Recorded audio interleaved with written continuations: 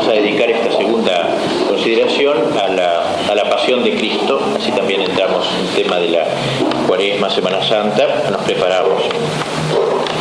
Uno de los frutos de este tipo de meditaciones sobre estos temas es el sentido del sufrimiento, del cual hemos hablado hoy, ¿no? Porque la economía cristiana no implica la eliminación del sufrimiento, sino la iluminación del sufrimiento. A veces pareciera que todo debe ir orientado a eliminar el sufrimiento, ¿no es cierto? No, pero en el cristianismo no existe eso. Se sabe que va a haber el sufrimiento y por tanto iluminar, no eliminar, iluminar el sufrimiento, es decir, darle el sentido sobrenatural. Podemos elegir en el vasto campo de la pasión de Cristo los tribunales, o sea, su comparencia ante los diversos tribunales. Son 4 tribunales por los cuales pasa Jesucristo. El primero de ellos es el tribunal religioso, representado por Anás y por Caifás. El segundo de ellos es el tribunal político, representado por Pilato. El tercero, el tribunal mundano, podríamos decir que cabeza Herodes. Y finalmente el tribunal del populacho, que es el que lo posterga Barrabás. 4 tribunales que van como sacando a luz lo que hay en el fondo de los hombres, ¿no? Lo que hay en el fondo de nosotros. Primero, el tribunal religioso. Comparece ante todo ante la autoridad religiosa Cristo. Primero lo llevan a Anás, que ni siquiera era sumo sacerdote, había sido sumo sacerdote, y por un acto de servilismo, sin duda, de los amigos de él, lo llevan a este falso juez. Y allá vemos entonces, podemos considerar esta primera gran humillación de Cristo, de Dios juzgado por los hombres y juzgado incluso concretamente por las autoridades religiosas, por las autoridades hechas para exaltar la divinidad, para señalar al Mesías. Dios juzgado por hombres, por tales hombres como estos, y de cosas divinas ordenadas por él mismo, como Dios que es. Para mayor burla, decíamos, Anás no es el juez legal, solo es el suegro del juez, pero cierta oficiosidad, adulación, servilismo, hace que lo lleven y que actúe como si fuese. Vemos como aquí se cumplen ya las predicciones de Cristo: el ser perseguido, el ser llevado a los tribunales, el ser odiado de todos. Del tribunal de Anás, en donde Cristo casi ni le contesta mayormente, porque no es pasado a Caifás, no es la autoridad verdadera. Caifás le pregunta seriamente: te conjuro por el nombre de Dios vivo que nos digas si tú eres el Mesías, el Hijo de Dios. Esta pregunta sin duda fue un gran sufrimiento para el corazón de Cristo. Él está viendo utilizar el nombre de su Padre como instrumento del crimen más horrible, del crimen del deicidio. Y por eso Cristo contesta a Caifás con toda la solemnidad del momento que Él es el Hijo de Dios y que Él vendrá al fin de los tiempos a juzgar al mundo. Y Caifás, nos dice el Evangelio, se siente feliz porque ya no necesita más testigos, ha blasfemado. ¿Qué os parece? Y todos gritan: reo es de muerte. Esta condenación pues de Cristo ante el primer tribunal fue sin duda dolorosísima. De los 4 tribunales ha de haber sido este el más terrible de todos, porque fue, como digo, Cristo condenado por la autoridad que lo debía reconocer. Segunda, por tanto, digamos, para terminar esto, que no nos extrañemos tampoco mucho de que a veces por fidelidad a Dios seamos mal vistos por algunas autoridades religiosas. Esto está ya, empieza la historia del cristianismo con la defección de autoridades religiosas. Y con la defección incluso de las mismas autoridades, aunque esto sea parte, entre paréntesis, de la misma autoridad religiosa que Cristo había nombrado, como los apóstoles, que todos traidores, eran los obispos, ordenados hace 4 horas, obispos, todos habían disparado, incluso Pedro. O sea que este hecho de que la autoridad religiosa no sea fiel a sus compromisos, o sea traidora abiertamente como el Sanedrín, esto está ya en el origen del Evangelio, no hay que extrañarse. Nosotros creíamos que una novedad absoluta de nuestros tiempos o algo semejante, nada que ver. Toda la historia de la Iglesia no pocas veces las autoridades religiosas, como ya lo dice los mismos hechos, creyendo hacer un servicio a Dios, muchas veces persiguen a los que quieren servir en serio a Dios. Segundo tribunal es llevado Cristo ante Pilato.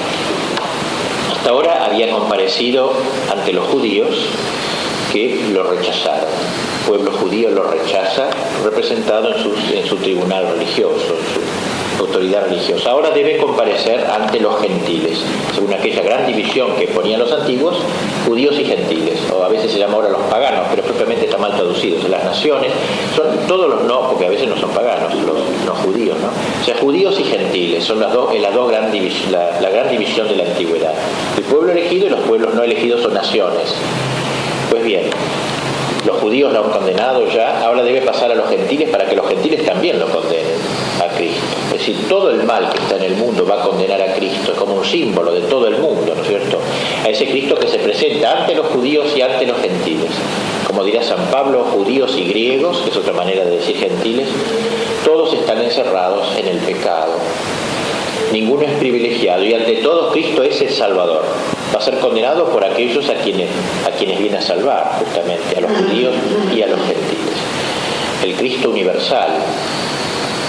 Los judíos, dice el Evangelio, no quisieron entrar en el pretorio de Pilato porque Pilato era gentil, justamente, y no podían ellos mancharse porque debían comer la Pascua. Qué ironía, qué manera de bastardear la fe, ¿no? La fe revelada, digamos así, y la moral, no querer mancharse para la Pascua. Ellos iban a hacer el crimen de la Pascua ahora, y sin embargo no querían manchar sus pies pisando zona gentil. Estaba prohibida para un judío eso. Cristo, en cambio, pasa el solio del judaísmo a la gentilidad, sube las escaleras, Él es la verdadera Pascua. Él rompe el muro de separación entre judíos y gentiles. Lo va a romper en la condenación, pero también lo rompe para la salvación. Viene a salvar a todos los pueblos. Los judíos no podían condenarlo, según las leyes romanas, sino entregándolo a los gentiles. Es decir, ellos no eran capaces no tenían poder jurídico para condenar a nadie a muerte. Entonces lo pasan a los romanos, que eran los que se reservaban ese poder. Y ante Pilato, Cristo, vemos cómo se pasa del plano religioso al plano político, a este segundo tribunal. No nos es lícito, dice, matar a nadie, etc. Y le piden la cruz a Pilato, que es el instrumento que usan los gentiles, precisamente para los malhechores. En realidad le estaban pidiendo, como decíamos hoy, no un cadalso, sino un trofeo. No se daban cuenta de lo que estaban pidiendo en última instancia. Cristo mismo dijo en una ocasión: cuando yo sea elevado en alto, todo lo traeré hacia mí. Esa frase que algunos autores aplican a la ascensión de Cristo, que es como un movimiento ascensional atractivo hacia arriba, o como diría San Agustín, una ley de la gravedad al revés, que empuja hacia lo alto y que nos lleva a nosotros hacia arriba. Cuando sea elevado en alto, todo lo traeré hacia mí. Es aplicable también a la cruz. Cristo es elevado en alto en la cruz, y desde esa cruz todo lo atraería hacia Él. Por eso los judíos, cuando piden para Jesús la cruz, están pidiendo el instrumento de la elevación, el instrumento de la imantación universal, de la atracción desde la cruz. Esa cruz que tiene un sentido universal, con su palo vertical, está señalando la unión de Dios y de los hombres, divorciados, como decíamos, los hombres estaban divorciados de Dios por el pecado. Ahora ese palo vertical donde Cristo pone la cabeza y los pies, une el cielo con la tierra de alguna manera, y el travesaño horizontal está señalando el amor a los hombres, desde el Génesis hasta el Apocalipsis. Con la mano izquierda Cristo apunta hacia el Génesis, con la derecha hacia el Apocalipsis, como para abrazar a toda la humanidad sobre su corazón divino. De modo que la cruz es el trofeo. Para los que lo ven con ojos humanos, normalmente, o enemigos, es un cadalso, pero en última instancia es el trono del rey, como dice el himno litúrgico: nuestro Dios reina desde un madero. O sea, los judíos le estaban pidiendo, en última instancia, la cruz, le estaban pidiendo el trono, la entronización real. Es la serpiente elevada en el desierto, que todos los que la miraban quedaban sanos. Así este Cristo, mi serpiente, lo llama San Ambrosio, elevado en la cruz también, todos los que lo miren serán salvados, que lo miren con fe. Y así entonces Cristo, que oye esos gritos que piden la cruz para Él, se presenta y habla con Pilato. Y así como ante los judíos Cristo habló de la ley, habló con un lenguaje religioso, aquí delante de Caifás habla con un lenguaje, digamos así, más social, más temporal. Sale el tema de la realeza. Tú eres rey, yo soy rey, no un reino de este mundo. Con lo cual Cristo no quiere decir, como sabemos, que no quiere reinar sobre este mundo, sino que en latín de hoc mundo significa proveniente de este mundo. O sea, el reino de él no es un reino que brota de abajo, como los reinos de la tierra, y por tanto efímeros y transeúntes, que tienen un nacimiento, un crecimiento y una decadencia, sino que su reino viene de lo alto, aunque se ejerce también en este mundo. Regnum meam non est de hoc mundo, de indica así origen, proveniencia. Pues bien, Cristo le habla sobre la realeza, él para esto nací, le dice, para esto vine al mundo, para ser rey, fórmula tan importante, ¿no es cierto? O sea que el ser rey no es para Cristo algo adventicio, sino que para esto se encarnó, para ser rey. Es sobre todo el tema más bien de la realeza social de Jesucristo sobre, ¿no es cierto?, los individuos y las sociedades. Pero no una realeza como la imagina Pilato, y mucho menos como la imaginaban los judíos temporalistas, que quisieron hacerlo rey tantas veces, pero un rey de hoc mundo, ahí sí, un rey que brotara de acá, un rey a través del cual los judíos pudiesen reinar sobre toda la humanidad, como era el sueño de los judíos, del mesianismo temporal de muchos judíos. Pues bien, ellos acusan a Cristo de querer ser rey temporal, pero ahora en un sentido peyorativo, para que Pilatos lo condene, no lo vea bien el asunto. Este es el segundo tribunal, pues. El tribunal que debía haber reconocido a Cristo como rey de las naciones, lo va a condenar. Por el momento no, pero últimamente lo va a condenar. Pilato reconoce la justicia de Jesús, pero la turba grita y grita e insiste. Y entonces Pilato se le ocurre la idea de mandarlo a Herodes. Herodes había sido tetrarca de Galilea, tenía una hipotética autoridad sobre Jesús, y una manera de sacarse de encima este problema, Pilato no ve causa de muerte para él ni nada que ver, entonces se lo envía a Herodes. Podríamos decir que en Herodes la malicia del mundo queda más al desnudo, quizás, que en los otros procesos. Herodes sería como un símbolo del hombre gozador, digamos así, del hombre superficial. Nos dice el Evangelio que Herodes quería conocer a Jesús, pero como quien quiere satisfacer una curiosidad medio malsana también, querer ver a Jesús, no porque le interesara nada su persona ni su doctrina, sino como una persona extraña, un bicho raro. Quería ver a Jesús como era este de que tanto hablaba. Es el estilo del hombre trivial, Herodes, es la encarnación del mundo, podríamos decir, del hombre mundano, del hombre del que goza nomás, del Don Juan, del juanismo espiritual, moral, hombre sensual, sexual y toda clase de cosas. Y Cristo frente a este hombre, ¿no es cierto?, nos impresiona más, porque en última instancia frente a la autoridad religiosa, Cristo les habló, conversó con ellos, pronunció solemnemente como hijo de Dios. Frente a Pilato también dialogó en el nivel que Pilato le trataba sus temas, pero ahora frente a este hombre, ¿qué le va a decir Jesús? No le va a decir ni una palabra. No vale la pena hablar, en realidad. De hecho, un mundano nunca se impresiona ante los hombres extraordinarios, es lo propio del mundano. Y en este caso, mucho menos. Y por eso Cristo, si bien habló ante los judíos, habló con Pilato, ante Herodes, solo puede callar. Herodes no lo entendería, hablan distintas lenguas. Miremos un poco entonces estas dos caras, la cara de Cristo y la cara de Herodes. Es la cara del orden sobrenatural y la cara del mundo. Son esas dos caras incompatibles. Esta presentación de Cristo ante el tribunal de Herodes nos muestra cómo tenemos que aceptar, en el grado que queramos ser católicos y seguidores de Cristo, este abismo con el mundo,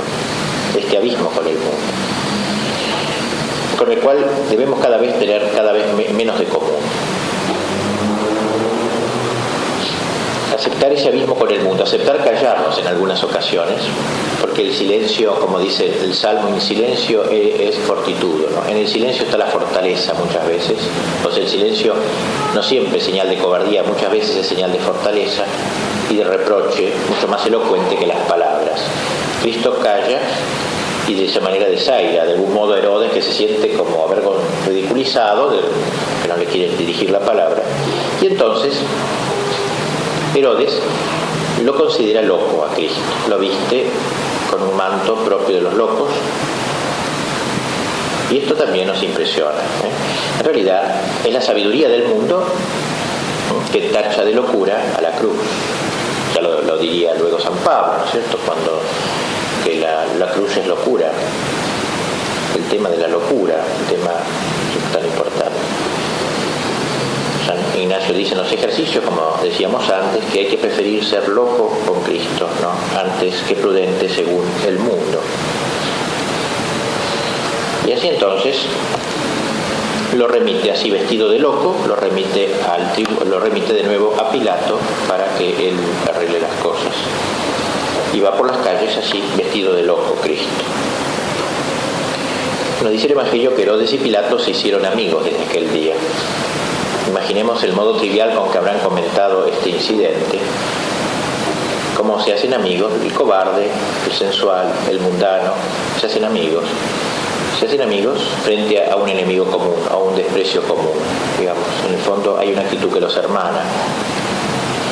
Y entendemos en esta escena aquella palabra de San Juan: hijitos, no améis el mundo. No améis el mundo, todo ese espíritu mundano. Vuelto a Pilato, entonces, Pilato no sabe ya qué hacer con este hombre tan complicado, y entonces inicia aquella maniobra, digamos, grosera, en base a aquella costumbre que tenían los judíos de que en la Pascua se soltase siempre algún preso. Pilato entonces busca el preso más deleznable que haya en la cárcel y dice, comparándolo con Jesús, evidentemente la gente lo va a preferir a Jesús. Saca a los dos pues al balcón: ¿a quién queréis que os suelte, a Barrabás o a Jesús? Y estamos pues ante el cuarto tribunal, pues el tribunal de la democracia, digamos, de la mayoría.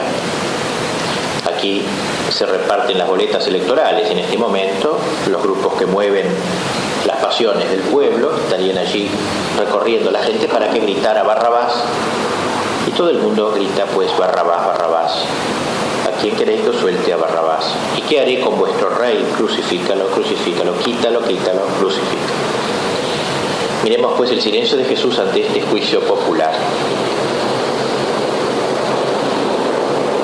Condenado por ese mismo pueblo que 3 días antes lo había recibido con palmas, con flores, en la entrada de Ramos. Ese pueblo voluble, por definición, que hoy está con uno, mañana lo condena.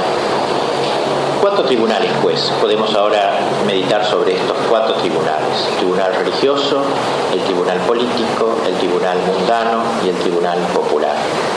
Cristo pasa, como decíamos, frente a todos esos tribunales y va como sacando a flor todo lo malo que hay, digamos, en el hombre, ¿no? Porque la pasión de Cristo, como decíamos anteriormente, si bien puede ser considerado como el momento culminante del amor de Cristo, es también el momento culminante del odio de Cristo, ¿no es cierto? O sea, allí en la cruz se da la gran concentración del odio y del amor. El amor supremo hasta el extremo de dar la vida por el amigo, y el odio de todos los siglos concentrado, desde el Génesis hasta el Apocalipsis, concentrado todo el odio de los siglos, que a través de los sumos sacerdotes, a través de Pilato, a través del pueblo, a través de Herodes, se concentra en Jesucristo. El demonio es como el instigador de todo esto, se concentra en Cristo. O sea, en Cristo está la mayor concentración, en la cruz está la mayor concentración del amor y la total concentración del odio. Y en algún modo estamos nosotros, en cuanto pecadores, condenando a Cristo también, poniendo nuestra cuota de condenación. Este pasaje, pues, de Cristo por los 4 tribunales, esta poda de Cristo que decíamos anteriormente, otra vez nos haga considerar que nosotros somos seguidores de este Cristo, no de un Cristo triunfador así en la tierra, no de un Cristo que hace eco a la tentación demoníaca: te daré todo el mundo si postrándote me adorares. O sea, un cristianismo conquistador del mundo, pero a través del dinero, a través de las cosas del mundo y no a través de la cruz. Cristo, por el contrario, se nos muestra fiel a su vocación de Mesías por el dolor. Cristo se nos muestra fiel al lagar de la cruz, al lagar de apisonado, donde será apisonado. Cristo se nos muestra fiel al grano de trigo triturado, para convertirse en espiga de la iglesia, en espiga de la Eucaristía, y el lagar para convertirse en el vino de la misa. Cristo ha sido primero entonces triturado y Cristo ha sido molido en el lagar, para poder realmente ser el Salvador. Según aquello de San Pablo, que no hay redención sin dolor.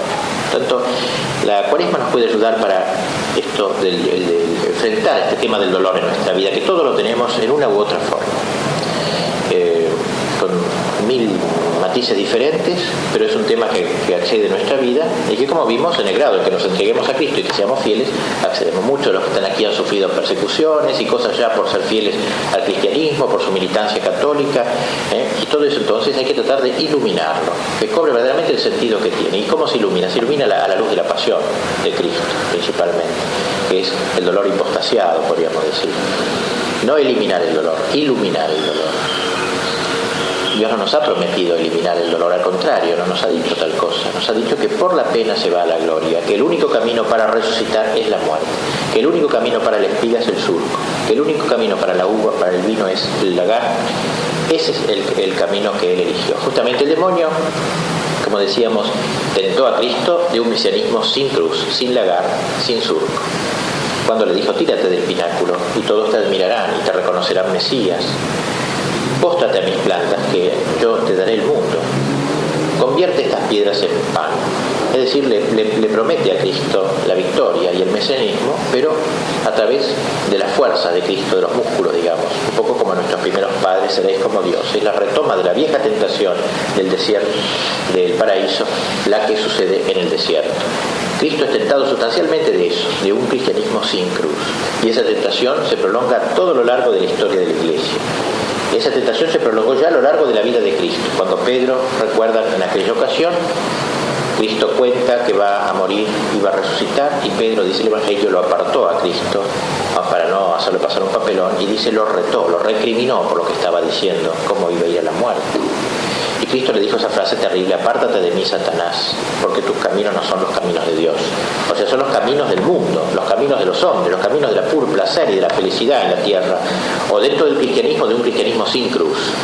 Apártate, eso es satánico, todo eso. Y esa tentación, pues, de Cristo la acompañó toda la vida, toda tentación externa a Cristo del demonio, a través de Pedro, porque por tu boca hablaba Satanás, y que culmina en la misma cruz cuando aquel circunstante le grite, si eres hijo de Dios, baja de la cruz y creeremos en ti. Es decir, baja de la cruz, diluye la cruz, quita el martirio, y entonces te aceptaremos. Esta tentación, pues, que viene todo lo largo de la vida de Cristo, se prolonga en toda la historia de la Iglesia. Siempre la Iglesia se ve tentada de bajar de la cruz. Siempre la Iglesia se ve tentada de integrarse en un mundo socialista, lo que sea, liberal, comunista, renunciando a la cruz, y entonces va a ser aceptada. Creeremos en ti, entonces creeremos en la Iglesia, la aceptaremos en el seno de un mundo feliz y humano. Pero la Iglesia como tal jamás puede aceptar esta tentación, jamás puede aceptar esta invitación a diluir el martirio. Y esta tentación cae a cada uno de nosotros también, a veces bajo formas sutiles, que somos una microiglesia cada uno de nosotros, y debemos ser otros Cristos. Por tanto, recibimos esta misma tentación de inventarnos un cristianismo a nuestro modo. Un cristianismo como el de los discípulos de Maús, que cuando Jesús iba caminando con ellos le decía, ¿no sabes tú que ha muerto ese Cristo que había dicho que era el Mesías? Nosotros esperábamos. Lejos de nostalgia, nosotros esperábamos. Nosotros esperábamos. Habían creado una esperanza en algo que no era real, en un Mesías que no era el real, en un Mesías que ellos se habían forjado. Y así nosotros también. Cristo les contesta, ¿no era menester que el Hijo de Dios padeciese y así entrase en la gloria? Nosotros podemos tener la misma tentación de Maús, hacernos un cristianismo a nuestro modo, y cuando accede la cruz, entonces pensar que todo se derrumba, que todo se viene abajo, y no hemos comprendido la quinta esencia entonces del cristianismo. No era menester que el Cristo padeciese, no era menester que yo sufriese cruces, padecimientos, en el grado en que me acerque a Cristo, que estuviese cerca del Calvario, para así, no de otro modo, entrar en la gloria. Por tanto, esta contemplación, esta meditación nos induzca a abrazarnos con la cruz, sabiendo ya, como decíamos antes, que hay muy diversas maneras de llevar la cruz, y que la más suprema, la más hermosa y la más espléndida es la de los santos, que la han llevado hasta con gozo. Claro, eso es muy elevado, pero por lo menos ir apuntando hacia eso. Que yo de San Pablo me gozo en mis tribulaciones. Abrazarnos pues con la cruz de Cristo y preparar así la Semana Santa, iluminando quizás en este tiempo el tema del dolor. A ver si lo podemos meditar, encarar y resolver en nuestra vida. Darle lugar que corresponde a la cruz, sabiendo por supuesto que en última instancia caminamos no a la cruz sino a la resurrección, pero es no hay ningún atajo que vaya a la resurrección y no pase por la cruz.